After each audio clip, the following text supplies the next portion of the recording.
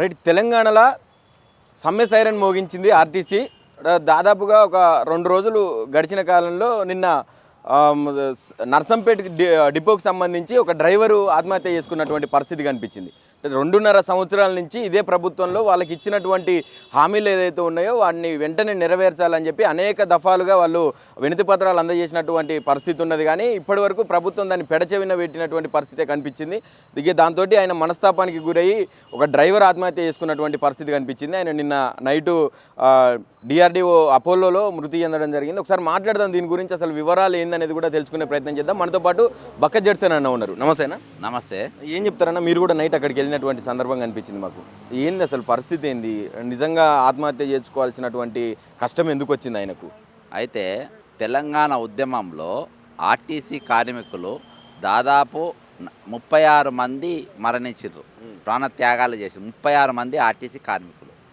అప్పుడు ఉన్నటువంటి transport minister Botsa Satyanarayana గారు వీళ్ళందరినీ పిసిసి అధ్యక్షుడు ఉండే ఢిల్లీకి పిలిచి, మీరు సకల జనుల సమ్మెలో మీరు పాల్గొనకండి, నేను మీకు మీ సంస్థను మేము విలీనం చేస్తాం ప్రభుత్వంని, మీరు దయచేసి లేదు మా తెలంగాణ మాకు వస్తుంది, మా బంగారు తెలంగాణ మాకు వస్తుంది, మేము సాధించుకున్నాకనే మా కోరికలన్నీ తీర్చుకుంటామని చెప్పి ఈరోజు తెలంగాణ వచ్చిన తర్వాత పరిస్థితి ఎట్లుందంటే వాళ్ళది చెప్పనీకి పీలు లేనంత భయంకరంగా ఉన్నది. జీతాలు అరకొర జీతాలు, పెరిగిన ధరలు, చాలని పెన్షన్లు అయితే ఈపీఎస్ అంటే 1000 రూపాయలు, 500, 2000 రూపాయల పెన్షన్లు ఇస్తారు. వాళ్ళకి ఇచ్చే పెన్షన్ పెద్ద పెన్షన్లు కూడా రావు. 1000 రూపాయల పెన్షన్, 2000 పెన్షన్ వాళ్ళకి వచ్చేది.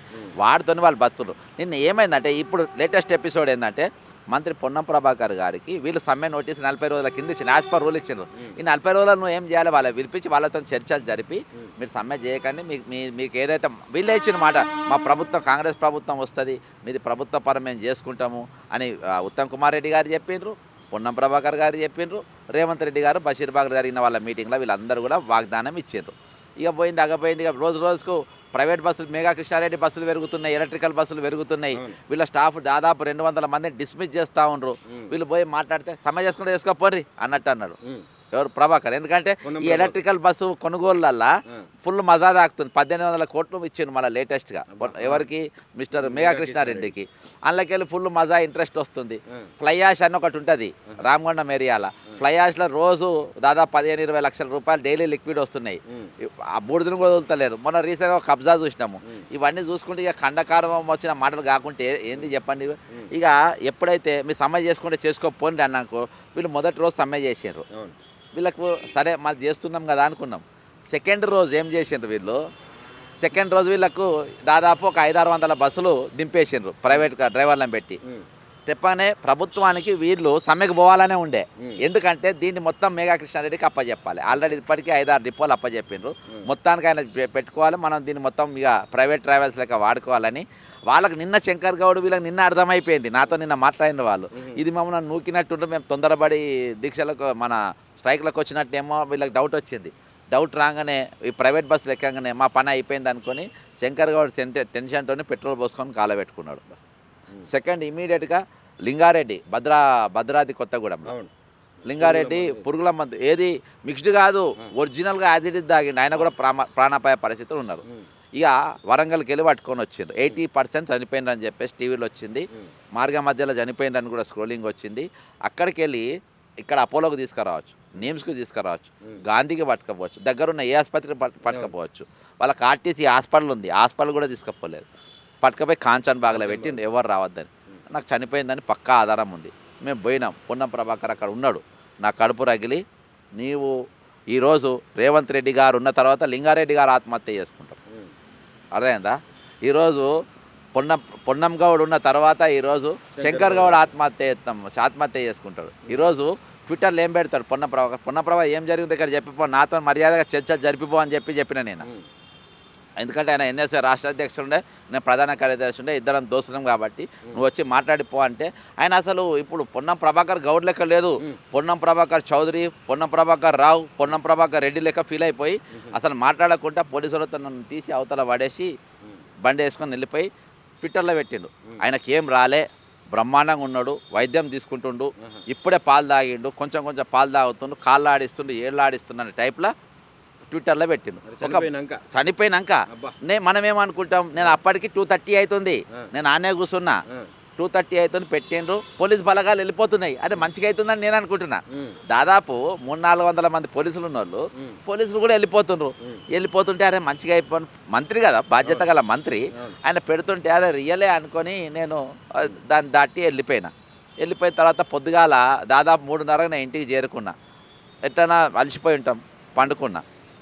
తెల్లారు వరకు నాకు అక్కడికి వెళ్ళి ఫోన్ వచ్చింది, డెడ్ బాడీ ఏంది బతుకున్నదని చెప్పి ఒక మంత్రి చెప్పిండు కదా అని చెప్పి మళ్ళీ ట్విట్టర్ చూస్తే ఆయన మరణాన్ని నేను జీర్ణించుకోలేకపోతున్నా అని పొన్నం ప్రభాకర్ ఇంకో ట్వీట్ పెట్టింది తెలుగులో.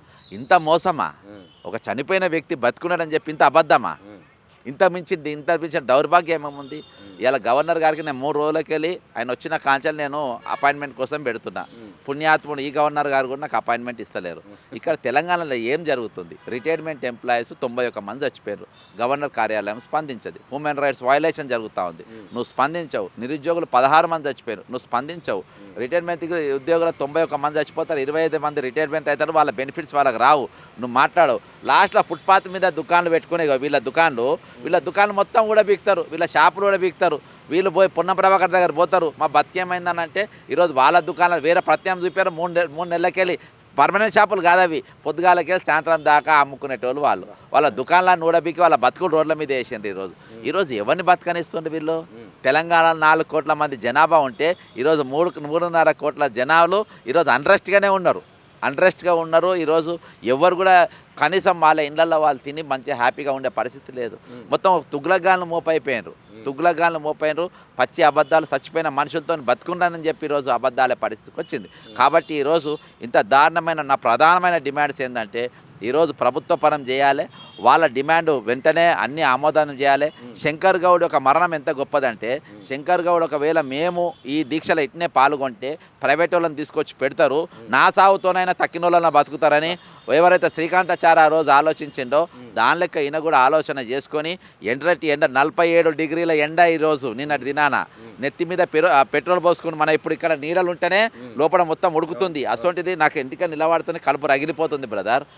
పైన పెట్రోల్ పోసుకున్నాడు, అగ్గిపెట్ట మర్చిపోలే, అగ్గిపెట్ట కాలబెట్టుకున్నాడు, నెత్తి మీద వేసుకున్నాడు, మనిషి గాలుతా ఉన్నాడు. మనం కూర్చోలేకపోతున్నాం, ఇక్కడ చెట్టు వేసుకున్న చెట్టు కింద మనం కూర్చోలేకపోతున్నాం. అసలు మంటలల్లా శంకరన్న ప్రాణం పోయేవాకి ఎంత విలవిలలాడింది అనేది కొంచెమన్నా ఆలోచన రావాలి ప్రభుత్వానికి. దానిపైన ఈరోజు రాజకీయాలు చేస్తూ దాని మీద అబద్ధాలు చెప్పి ఆయన చచ్చిపోయిన వ్యక్తిని బతుకున్నాడే అని చెప్పుడు ఇంతకు మించిన దారుణం ఏముంటుంది? దీనిపైన గవర్నర్ కార్యాలయం మాట్లాడలే కదా. గవర్నర్ గారు పాపం పుణ్యాత్ముడు ఎవరి పాటి పెళ్లి కార్డు ఇచ్చినా పోతుండు. కానీ ఈరోజు సచిటోళ్ళ మాత్రం కలవనికి మన గౌరవ గవర్నర్ గారికి సమయం దొరుకుతుంది. పెళ్ళిలో కూడా పోండి సార్, రిసెప్షన్లో కూడా పోండి. పాపం ఈ మధ్యలో ఒక నాయకుడు మొదటి పెళ్లి విడాకులై 2వ పెళ్లి చేసుకుంటే పాపం సార్ 2వ పెళ్లి పోనికి కూడా టైం ఉన్నది. కానీ ఈరోజు చచ్చిపోతున్న వాళ్ళ పలకరియనికి, వాళ్ళ గురించి మాట్లాడడానికి, ఆ రైట్స్ ఏమవుతున్నది అనే దానిపైన, అసలు తెలంగాణ ఏం జరుగుతుందనే దానిపైన ఒక రివ్యూ మీటింగ్ చేసుకునే సమయం ఈరోజు తెలంగాణ గవర్నర్ గారికి లేదు. దానిపైన నేను చాలా బాధపడుతున్నా. కాబట్టి ఇప్పటికి ఒక 5 రిప్రజెంటేషన్ ఇచ్చిన, ఈ గవర్నర్ గారిని 3 సార్లు అపాయింట్మెంట్ ఇచ్చిన, 3 సార్లు కూడా ఇవ్వలేదు. శంకర్ గౌడ్ గారి కుటుంబాన్ని ఆదుకోవాలి. ఇప్పటిదాకా లీజుకి ఇచ్చిన భూములు మొత్తం వెంటనే వాపసు తీసుకోవాలి. దీన్ని గవర్నమెంట్ హ్యాండ్ ఓవర్ చేసుకోవాలి ఆర్టీసీని. వాళ్ళని డిస్మిస్ చేసిన వాళ్ళందరినీ కూడా మన ప్రభుత్వంలో తీసుకోవాలి. ఈరోజు ప్రైవేట్ బస్సులు అనేది ఉండద్దు. ఒకవేళ ప్రైవేటు వాళ్ళను డ్రైవర్లను పెట్టుకుంటే వాళ్ళని పర్మనెంట్ చేయి. కాంట్రాక్ట్ అనేది టెంపరీ అనేది ఉండద్దు. ఈ తెలంగాణ తెచ్చుకుని మన కోసము, మన గౌరవం కోసం, మన బతుకులు బాగు చేసుకునే కోసము ఈరోజు ఆంధ్రోడ్ దోసుకపోతుందని చెప్పినావు. ఆంధ్రోకి మీరు దోచిపెడుతున్నారు కదా, మెగా కృష్ణారెడ్డికి దోచిపెడుతున్నారు కదా ఈరోజు. కాబట్టి ఇది చాలా బాధాకరం. ఈ 2 ఆత్మహత్య యత్నాలలో శంకరన్న చనిపోడు చాలా ఇది. కాబట్టి ఆ మరణము, ఆ ఆత్మహత్య, ఆ త్యాగము వృధా పోనికి వీల్లేదు. ఆయన ఒక ప్రతి నెత్తురు బిందువు ఏదైతే నిన్న ఆయన కాలబెట్టుకున్నాడో అది ప్రతిదీ కూడా రేపు ఒక ఉధృతంగా తెలంగాణ ఒక కిరీటమై లేస్తుందని చెప్పి ఖచ్చితంగా నేను చెప్తున్నా. గవర్నర్ గారికి నేను ఇది జరగబోయేటి కూడా చాలా పెద్ద ఎత్తున ఉంటే చాలా తీవ్రమైన ఉద్యమం జరుగుతుంది. ఈరోజు మీ కోవట్లను పెట్టుకోవచ్చు. తీర్మానాలను దింపి ఈశ్వరాచారి చచ్చిపోయిండు. రాష్ట్రం ఏది అగ్నిగుండంగా మారుతాయన్నారు ఈశ్వరాచారి. అగ్నిగుండంగా కాదు, లాస్ట్లో దీపం గుండంగా కూడా మారలేదు, అయిపోయింది. మహబూబ్ నగర్లో ఒక పాప చచ్చిపోయింది, అక్కడికి పోయిండు.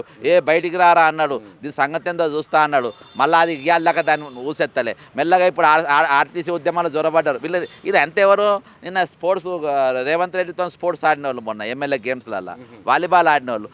ఈ ఉద్యమాన్ని కూడా మెల్లగా నీరు కాల్చడానికి మెల్లగిల్లో పోయినరు. శంకర్ గౌడ్ అన్న చచ్చిపోతే రాష్ట్రం అగ్నిగుండంగా మారుతా అన్నాడు. అరే బాబు, ఆయన అగ్నిగుండంనే కాలబెట్టుకొని చచ్చిపోయినరు. మీరు అగ్నిగుండంగా మార్చి నేను అక్కడ పోయేంత వరకు నిశ్శబ్దంగా ఉన్నది. నేను పోయిన తర్వాతనే అక్కడ మళ్ళీ ఒక చలనం వచ్చింది. వీళ్ళని భయపడి వెళ్ళిపోయేటట్టుగా మన ఇళ్ళలో పోదాం, పైగా ఇళ్ళలో పోదాం పని వీళ్ళే ఈ కోవట్లు. కాబట్టి ఈ విధమైన పద్ధతి మంచిది కాదు. ఈరోజు కోవట్లను కూడా మీరు నమ్మకండి. ఈరోజు ప్రభుత్వం రిటైర్డ్ ఉద్యోగాల మీద ఒత్తిడి తెచ్చి మనము వాళ్ళు ఒప్పుకునే తట్టుగా చేసినాం. ఈరోజు వీళ్ళు ఏం చేస్తుండ్రు, ఈ పెద్దలు ఏం చేస్తుండ్రు, ఏ విధంగానైనా ఉద్యమాలు నీరుగారిపోవాలి, ఏ విధంగానైనా అయిపోవాలి. కాబట్టి నేను మన ఆర్టీసీ ఉద్యోగులందరికీ దండం పెట్టి చెప్పేది ఏంటంటే, ఆత్మహత్య యత్నాలకు పాల్పడకండి, ఆత్మహత్యలు చేసుకోకండి. ఈరోజు మీరు ఉద్యమాలు చేయండి. ఉద్యమాలు చేసుకుంటా రిటైర్డ్ ఉద్యోగులు 91 మంది చచ్చిపోయారు. సహజంగా చచ్చిపోతే అట్లా చద్దాము, కానీ ఆత్మహత్యలు మాత్రం మీరు చేసుకోవద్దని చెప్పి 2 చేతులెత్తి వాళ్ళ విజ్ఞప్తి చేస్తున్నా. ఖచ్చితంగా ఈరోజు వీళ్ళ రైట్స్ కాపాడుకునే వరకు మన ఉద్యమం మాత్రం కొనసాగుతుందని చెప్పారు. ఇంకోటన్నా, ఇప్పుడు ఇంత జరుగుతూ ఉన్నది, ఒక ఆయన మీరు చెప్పినట్టుగా ఒక ఎండలో నిలబడలేనటువంటి పరిస్థితిలో ఉన్నాం మనం. అట్లాంటిది ఆయన పెట్రోల్ పోసుకొని చచ్చిపోయిండు. ఇట్లాంటి సిచ్యువేషన్ ఉన్నా కూడా ఈ సమ్మెనే ఇల్లీగల్ అని చెప్పి మాట్లాడుతూ ఉన్నారు ప్రభుత్వం. ఏదో కమిటీ వేసిండ్రు, ఒక 3-4 ఐఏఎస్లను పెట్టి. ఎట్లా చూస్తారు ఇదంతా కూడా? మనకున్న ముఖ్యమంత్రి ఇల్లీగల్ ముఖ్యమంత్రి, జైల్లో ఉండాల్సినోడు అసెంబ్లీలో కూర్చున్నాడు. ముఖ్యమంత్రి నువ్వు ఇల్లీగల్ సీఎం, సమ్మెను ఇల్లీగల్ సీఎం ఏమంటావు? 40 రోజుల ముందు లీగల్ నోటీస్ ఇచ్చిండ్రు మీకు. అంటే నోటీస్ అంటే లీగల్ నోటీసే కదా, సమ్మె నోటీస్ ఇచ్చిండ్రు. వాళ్ళు సమ్మె యొక్క ప్రోటోకాల్స్ అన్నీ కూడా పాటించారు. సమ్మె ప్రోటోకాల్స్ ప్రకారం మీరు నిలవాలే, మీరు చర్చ జరపాలి, మీరు ఆర్టీసీ మీరు ఎవరైనా తప్పాలి. ఆశా వర్కర్లు మాట తప్పిండ్రు, హౌస్ సోర్సింగ్ వాళ్ళు మాట తప్పిండ్రు, నిరుద్యోగులు మాట తప్పిండ్రు, ఉద్యోగులు మాట తప్పిండ్రు, రిటైర్డ్ ఉద్యోగులు మాట తప్పిండ్రు, పెన్షన్లు ఓపీఎస్ వాళ్ళని సిపిఎస్లను ఓపీఎస్గా మారుస్తామని అక్కడ తప్పిండ్రు. ఈరోజు ఫుట్పాత్ దుకాణాలు మొత్తం ఊడబెక్కి రోడ్లకు ఎక్కించిండ్రు, కట్టుకున్న ఇండ్లు కూలగొడుతున్నావు. ఈరోజు మీరు చేస్తుంది అండి, ఇల్లీగల్గా మీరు చేస్తుండ్రు, ఇల్లీగల్గా మీరు చేస్తుండ్రు. ఇల్లీగల్ ప్రభుత్వం మీది, ఇల్లీగల్ ముఖ్యమంత్రి మీవాడు, క్రిమినల్ ముఖ్యమంత్రి మీవాడు, జైల్లో ఉండాల్సినోడు ఈరోజు సచివాలయంలో సచివాలయం కూడా కాదు, పోలీస్ కమాండెంట్ రూమ్లో 6వ ఫ్లోర్లో కూర్చొని పరిపాలన చేస్తుండు. నీవు సెక్రటరీలో కూర్చుంటావా, కమాండ్ కంట్రోల్ రూమ్లో కూర్చుంటావా? కాబట్టి దీంతో ఎవరు క్రిమినల్ ఎవరు లీగల్ అని బాధాప్త కనబడుతుంది. ఈరోజు మీరు అనుకుంటా ఉన్నారు మీ ఈపులు చింతపండు ఖాయం. ఈరోజు మీరు అనుకుంటున్నారు వీళ్ళు ఏం మాట్లాడినా మా పోలీస్ సెక్యూరిటీ ఉంది, ఏమన్నా చేస్తారు, ఏమన్నా నడుస్తాను. ఈపులు చింతపండు ఖాయం, మీ తోలు తీస్తారు. ఇది మాత్రం పక్క. ఇక తెలంగాణ సమాజమా, మీరు ఆత్మహత్యలు చేసుకోవద్దు. వీళ్ళ ఈపులు పలగొట్టాల్సిన బాధ్యత మన పైన ఉన్నది. వాళ్ళని మనం సెంట్రలైజ్ చేయాలి, వాళ్ళని మరమ్మత్తు చేయాల్సిన బాధ్యత మన పైన ఉందని తెలంగాణ ప్రజలనే పిలిపిస్తారు. అంటే మరి ఈరోజు మళ్ళీ ఏమంటారు, చర్చలకు పిలుస్తూ ఉన్నారు వీళ్ళని. ఈ రోజన్నా మరి ఏమైనా సానుకూలంగా స్పందించి సఫలమయ్యే అవకాశం కనిపిస్తున్నదన్న మీకు? సఫలం కాకుండా వాళ్ళ ఈపులు వలుగుతాయి ఖచ్చితంగా. వాళ్ళ ఈపులు 101% వాళ్ళ ఈపులు వలుగుతాయి, అందులో ఎటువంటి డౌట్ లేదు. పొన్నం ప్రభాకర్ గారికి సూటిగా ఏం చెప్పాలనుకో final? Ponnam Prabhakar you are unfit.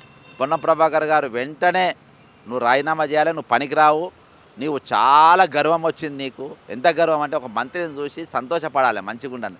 నీ గర్వము, నీ కండకారు, నీ బూడిద పైసలు, ఫ్లై యాష్ పైసలు, ఆర్టీసీ పైసలు, ఆర్టీఓ పైసలు అవి తిని అరగకుండా నువ్వు ఈరోజు వాకింగ్ చేయాల్సి వస్తుంది. నువ్వు వాకింగ్ కూడా చేస్తలేవు, ఇంత బెల్లం తిను అట్లా తినని అడుగుతుంది. కాబట్టి నువ్వు వెంటనే మంత్రి పదవి రాజీనామా చేసి తిన్నయ్య అరిగించుకునే ప్రయత్నం చేయాలని కోరుకుంటున్నాను.